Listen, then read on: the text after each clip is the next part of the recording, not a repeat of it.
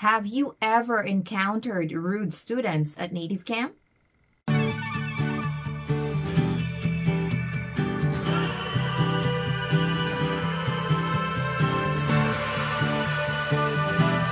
I've read a lot of stories, a lot of posts online that they've encountered rude students at native camp.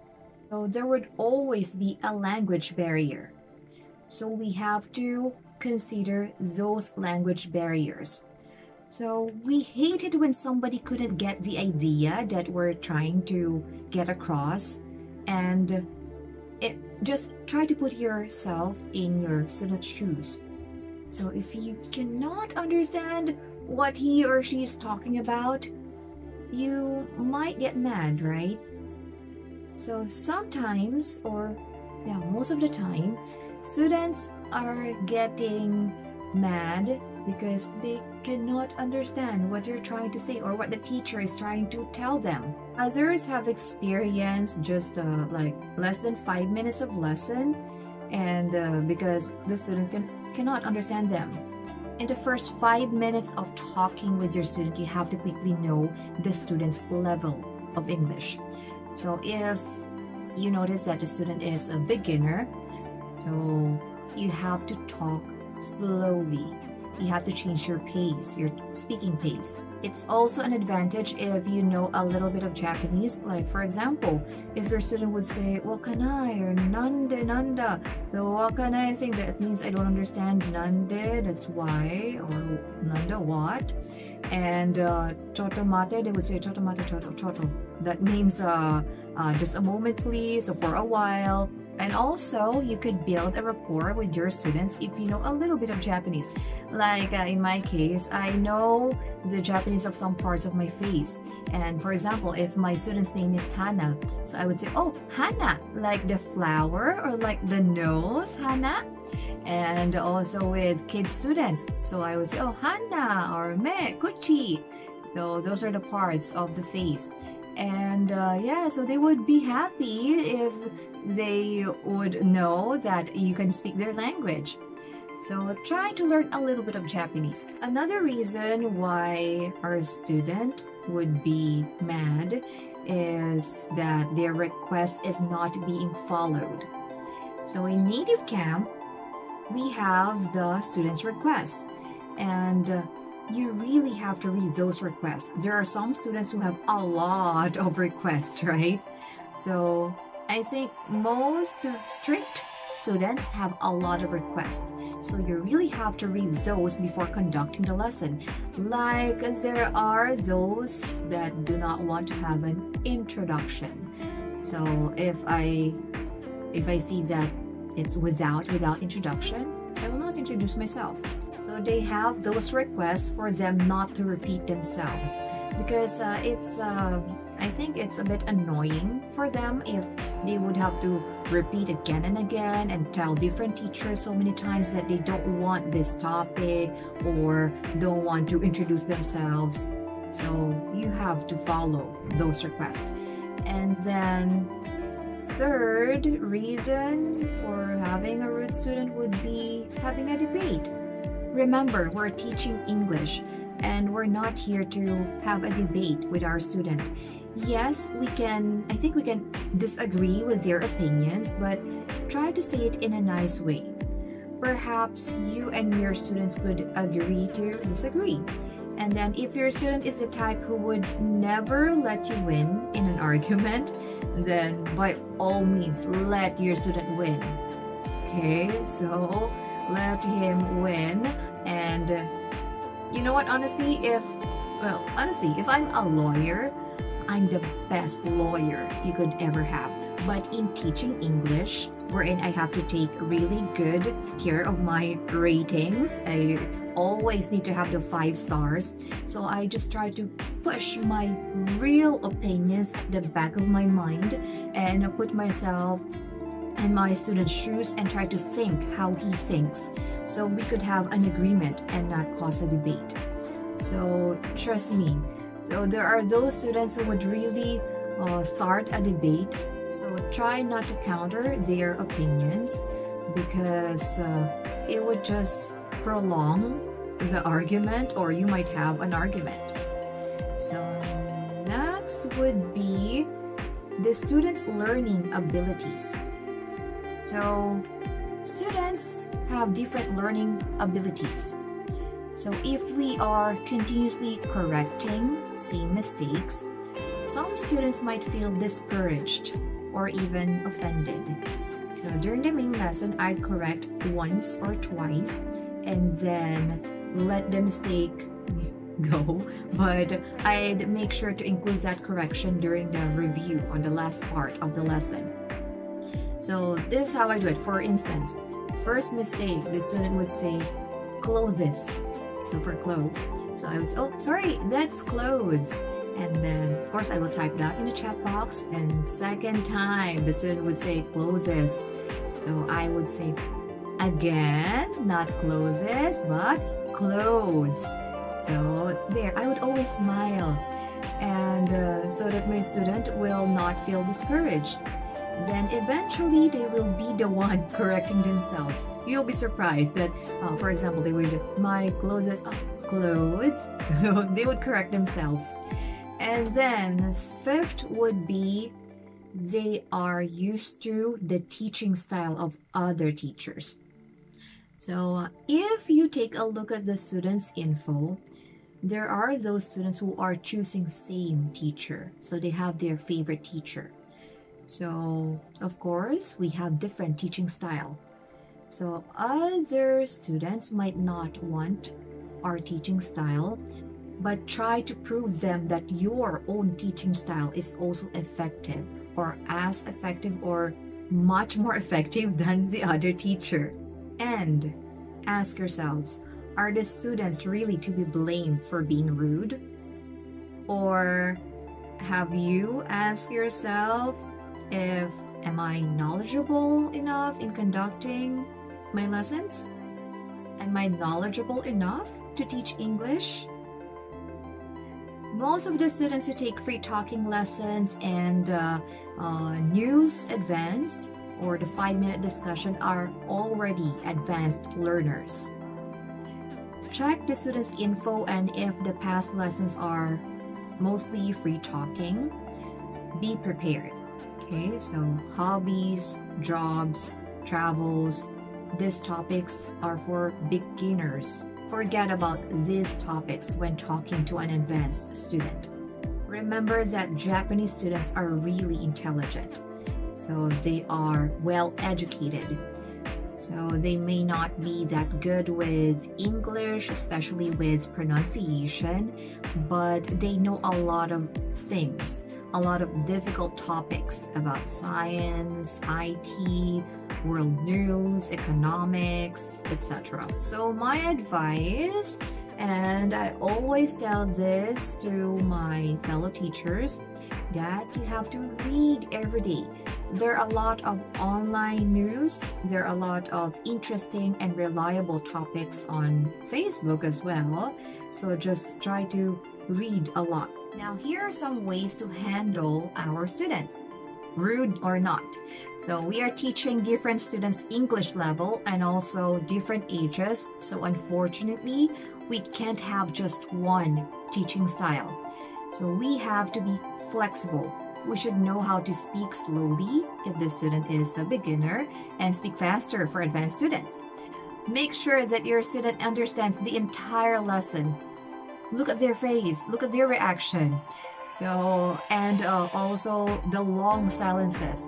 From there, you get clues that there are questions bothering their minds, but they are either shy to ask or don't know how to put it in words, in English words.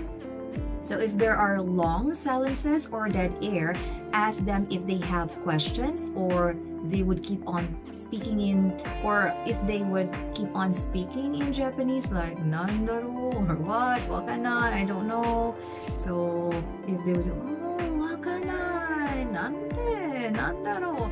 So if you would hear those words, so ask them, why? Do you have any questions? Are you sure you don't have any questions? So I always do that. So I always ask in a fun way so that they will be confident, or so that they would not hesitate to ask questions. And students enter your class to learn. They might always choose free talking. They might already be your friend, but still they wanted to learn English. So teach them English and not just have a chit chat. Yes, you can have a conversation, a casual conversation, but still try to teach them English. So try to say a lot of vocabularies so that they would know new words, and also still correct some of their pronunciation.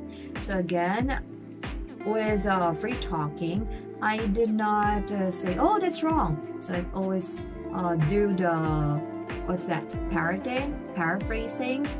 So like for example, again with clothes. So if the student would say, my clothes are, oh, so your clothes are, and then they would know, oh yeah, my clothes. So they would imitate. Now let me share with you the free talking technique that I've learned from Sir Frank. So we need to have a topic goal. So what's the current news? I think so we can talk about, for example, the coronavirus or the COVID-19. Okay, COVID-19. So try to decide what's your topic goal. So for example, you can talk about or have adjective. Okay, so adjective. So this is your topic, and then this is your goal, adjective. So what are the adjectives that are related to the COVID-19 or the coronavirus? So we can say it's dangerous. So it's really dangerous, right? And then we can also add, or we can say it's already widespread.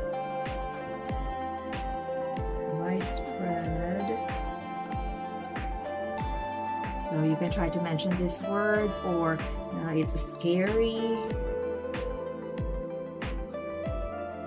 Example, are already having a great time, having a conversation about coronavirus or the COVID-19. So you can always go back to your topic goal, which is the adjective. So you can try to make sentences having this adjective related to the COVID-19. So there you can say a lot of adjectives. There are a lot of adjectives that can describe this virus, right? So there, so that you will not be lost during the conversation, so that the student will still learn some new words from you. So there you have it, guys. So you need to have a topic goal. Most of the time, we really cannot stick to just one topic, especially if the student is not that talkative. So we tend to think for a different topic that is more enjoyable. But if you have a main goal or a topic goal, you will always have something to get back to. Okay, so you can just stay in this topic, COVID-19, and then go back to the topic goal, which are the adjectives. So there you have it, guys. So again, I think, well, for me, yes, there are some rude students, but there are, well, maybe 1% or less than the entire population of students in native camp. If your student looks intimidating, try not to be intimidated. Because if you will be intimidated, they will take advantage of that. Okay? So always let them know that you're the teacher, that you're the one handling the lesson and not them. Okay? So there are some popular names of students that they say that are rude. Some of them I already handled, and for me, they're not that rude. Like Mr. K. I think everybody knows about Mr. K. So Mr. K, so he used to be my student 2 years ago, one of my first students, and he talks really fast, and he's already an advanced learner. And the problem is that I think his pronunciation is not that good yet. So if you will continue to ask, what did you say? He will really get mad. Or not that mad, but you can see it on his face that you cannot understand what he's saying. So you really have to listen carefully to each and every word that he's saying, and you have to respond with a knowledgeable response. And well, we actually had our lesson last week. So we haven't had a lesson for a long time, and then I saw him last week and he really improved. So before, I cannot understand most of the words he's saying because of the accent, but now his accent did get better. And also, he is not as difficult as before. He seems to be nice nowadays, and that is thanks to my fellow teacher. So teacher Samantha, so she's been a very good teacher, and she was able to pacify Mr. K, I think. So yeah, so Mr. K is not that rude. And also there's this female student who is also learning or having her master's in English. She's always sending some essays and she wanted you to correct the sentences. And well, for me that's fun. I like correcting grammar. And it's just that this student would ask you, why this word, why not that, what's the difference with that? So in those cases, before, she actually asked me this difficult question that I honestly don't know the answer because it's a bit complicated. So, and we don't have much time, so I just sent him the answer after the lesson. And it's fine with her. She still gave me a 5-star. So it's just how you explain to your student, and you just have to be honest to your student, and you have to do your best in answering their questions. So if you really don't know the answer, if you really cannot Google the answer, so just be honest with them and give them the best lesson that they would have. If you read those horrible stories about students online, don't be afraid. Okay guys, in my years of teaching here at Native Camp, I haven't cried. I mean, students haven't really made me cry, and I hope I hope that it will not happen, because I've read some stories that students made them cry.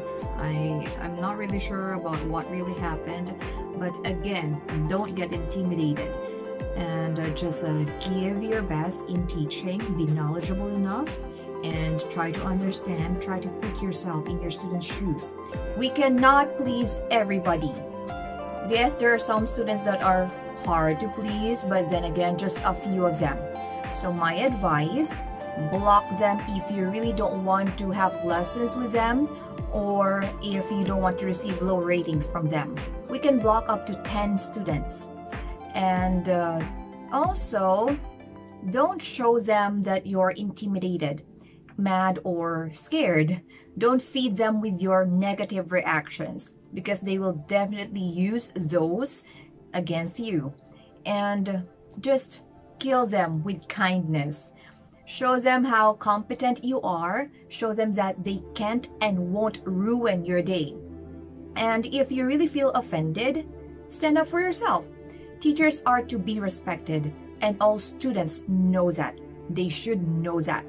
And so if they're being disrespectful, remember what a teacher should do. Okay? So don't let the students degrade the teachers.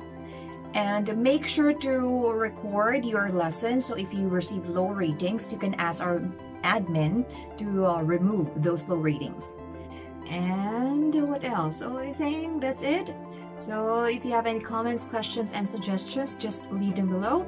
And please don't forget to subscribe and click on the bell button for the notification. So thank you so much, guys. Happy teaching.